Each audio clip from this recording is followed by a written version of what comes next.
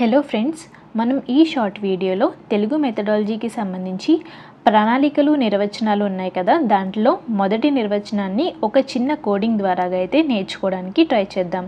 So ఈ నిర్వచనం చూడండి, జాన్ అర్జెంటీ ఇచ్చిన నిర్వచనం ఏంటి అంటే, నిర్దేశించుకున్న లక్ష్యాలను చేరటానికి చేయవలసిన కృత్యాలను ఒక క్రమ వరుసలో అమర్చుకోవడమే ప్రణాళిక అని చెప్పి జాన్ అర్జెంటీ ప్రణాళికని నిర్వచించడం జరిగింది. సో ఏంటి అంటే ఎక్స్ప్లెయిన్ చేస్తాను చూడండి. మనం నిర్దేశించుకున్న లక్ష్యాలు ఏవైతే ఉంటాయో వాటిని చేరడానికి మనం కృత్యాలని చేస్తూ ఉంటాం కదా. ఆ కృత్యాల్ని ఒక క్రమ వరుసలో అమర్చుకోవడమే ప్రణాళిక అని చెప్పి ఈయన చెప్పడం జరిగింది. సో దీంట్లో కీవర్డ్ వచ్చేసి క్రమ వరుస, అంటే కృత్యాలను క్రమ వరుసలో అమర్చుకోవడం కదా. సో ఒక క్రమ వరుసలో. సో ఎలా గుర్తుపెట్టుకోవాలి అంటే, అర్జెంట్ అంటున్నాం, జాన్ అర్జెంటీ, అర్జెంట్ అని చదువుకోండి, జాన్ అర్జెంటీ.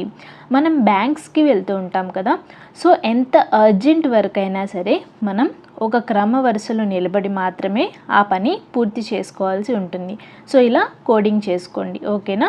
సో ఇలాంటి మరిన్ని వీడియోస్ కోసం మన ఛానల్ని వెంటనే సబ్స్క్రైబ్ చేసుకోండి. Thank you.